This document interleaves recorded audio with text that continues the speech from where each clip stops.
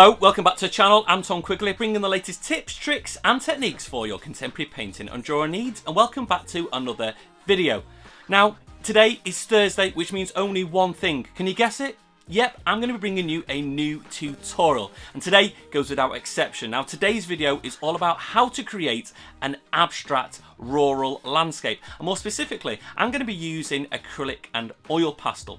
Now, I'm not just going to stop there. I am just going to show you a quick guide how to translate a realistic photograph into an abstract landscape, because we all know we can get caught up in the fluff and the details within our piece of work, which hinders the end result. And I'm going to be looking at the forms, the shapes and the tone to make sure we've got a decent abstract landscape at the end of it. So without further ado, let's get on with the video. Okay, so let's dive straight in. Now, the first thing I'm going to do is put a 1 centimetre border around this piece of paper. The piece of paper is 170 GSM and it's 30 centimetres by 30. Now, before I get beginning on my painting, I'm going to first of all just seal the paper by using a gesso / primer. You can use any, it doesn't need to be anything special. This particular one, I think it was a roller and daily one or something like that. I can't remember, to be honest. Now, just make sure you do a even coat. Don't worry about doing it too neatly. Now, the second thing I'm going to do is just look through a couple of photographs that I found, and I'm going to turn them into the right proportions and shapes. I'm going to cut these down into squares. Just looking at some of the things in the photographs that I find interesting. And then once I've got those two images, what I'm going to do is start selecting areas from both of them and start translating that into my piece of work. So here I've got the second one, just making sure that I've got the right size. And once I've got a look at them, I'm just going to think to myself, what do I want? Now, first things first, I'm looking at these landscapes and I'm going to translate them into drawings. First of all, I'm just going to do a continuous line drawing. This is going to help me see the silhouettes in the landscape, such as the outline of the trees. Maybe it's could be the fences in the foreground, but also the clouds and even the fields, just taking some of the bits and bobs that I want to have in my piece of artwork. So I've limited myself to 2 minutes doing this, so I can't get caught up in the detail with it. Now, that's not the only image that I'm going to start off before my painting. I'm actually going to do another one also.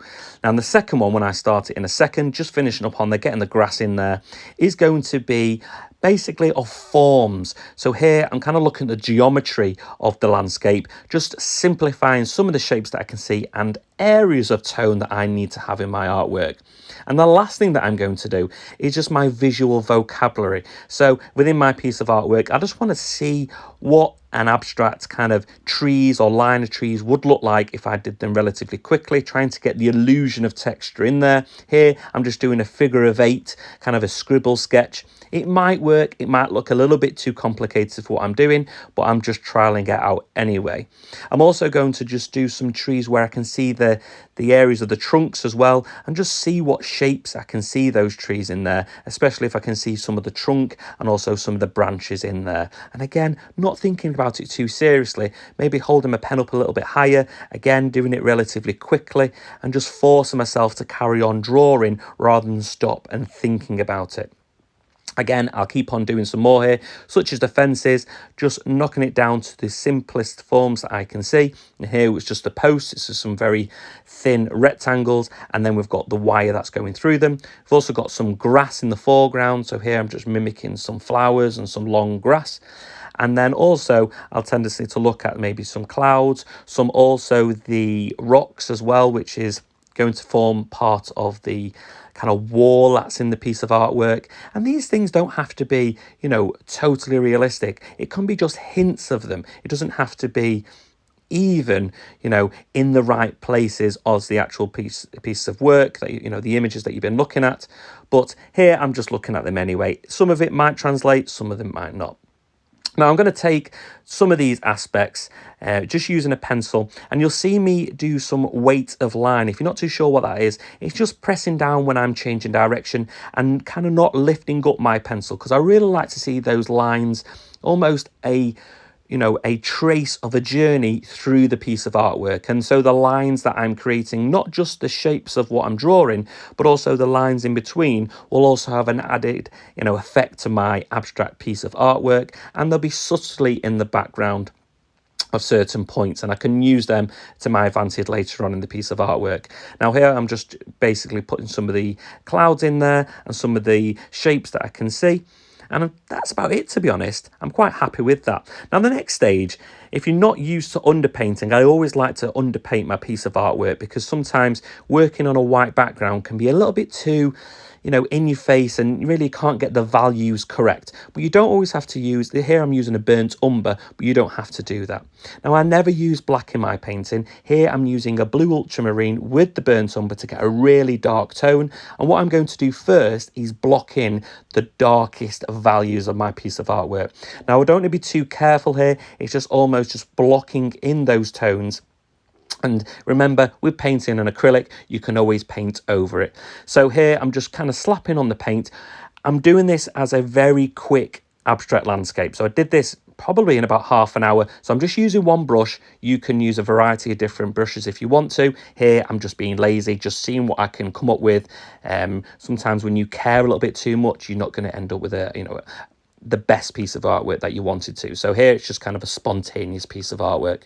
So now I've got the posts in, I've got the trees in, I've got some of the areas in the background.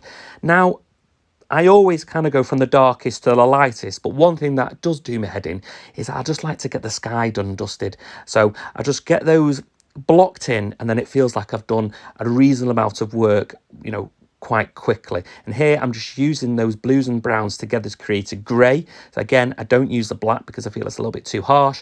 And then I'm just lighting some of the areas with the white. Now this can be rendered and refined later on in the artwork.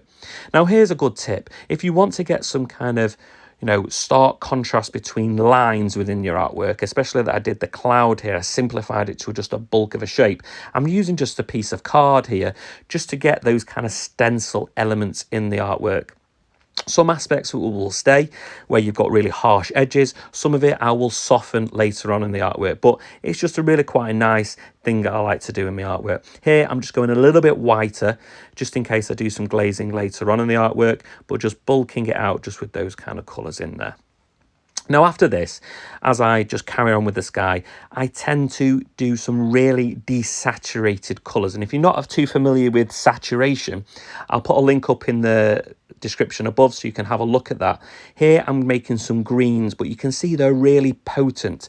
Now the green and the blue that I'm using is a phthalo blue, and using with the yellow there, but again it's too potent, it's too strong, it's too saturated. So by adding a complementary colour such as red, I'm just mixing in there, and you'll see I'm just using primary colours. I'm not using any fancy colours here, just using the primary colours, doing a little bit of colour mixing just to help it is. Now in the background, towards the back of the piece of artwork, you will see I'm using almost like a purple tone. So as the distance shows in your piece of artwork, you'll see the green turn to a purple. So I've mixed up the green and then combined it with a lightish kind of lilac purple, and that gives me the distance in the piece of artwork. And as I go through closer to me in the painting, I'll get more saturated by using more yellows and higher pigmented greens, and that's going to give me the illusion of depth in the piece of artwork. Now and again, I will go back in with my darker colours, feeling that I need to go darker, especially if I want to get some more purple tones or highly saturated dark blues. Again, it'll just give a bit more of a colour in the piece of artwork. And at the moment, it's still kind of looking quite dead, really, to be honest, and it is livening up a little bit more.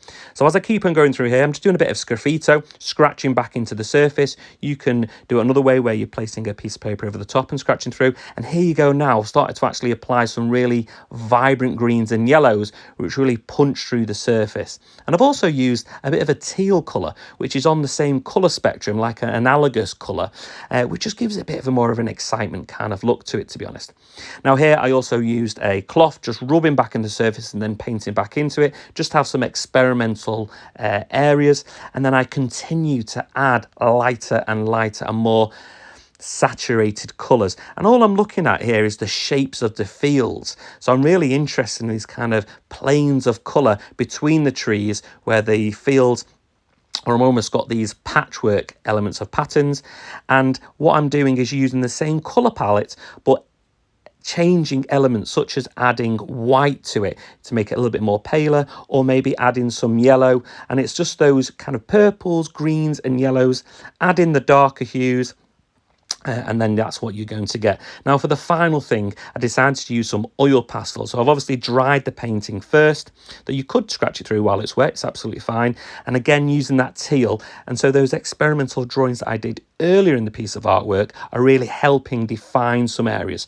You know, you could leave it just as a painting, but here I've started to work with the purple as well. Having those experimental marks, remember saying not taking your hand off the piece of paper, going from one area to another piece, that's going to really help.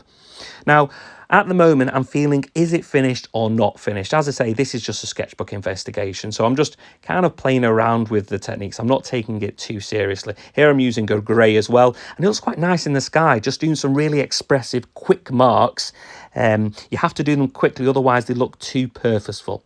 Now I'm going to take the masking tape off the piece of artwork now, and just to give me a better outlook to see how it is. And I've realised it does need some more darker values of colour. So I've gone back in using that blue and brown, but then I've also done a little bit more blue in there, such as the phthalo blue, and which is just going to give a deeper element to the piece of artwork, and which will help with the contrast underneath the trees, or just giving it more values. It's really nice to have contrast in a piece of artwork. And that's it. It's more or less finished on there. Well, that's it. Another tutorial done and dusted, and hopefully you found it informative as always. And if you did enjoy it, feel free to give me a like. I really do appreciate it. Comments are always welcome. It's always valued when you give me a comment, maybe something that you've enjoyed, or maybe something that you'd like to see in future uploads. If you haven't yet subscribed to the channel, please hit that subscribe button and tap that notification bell so you get notified when I'm next uploading. But I will leave it there, guys. Hope you stay creative for the weekend, and I'll see you on the next video. See you later. Bye.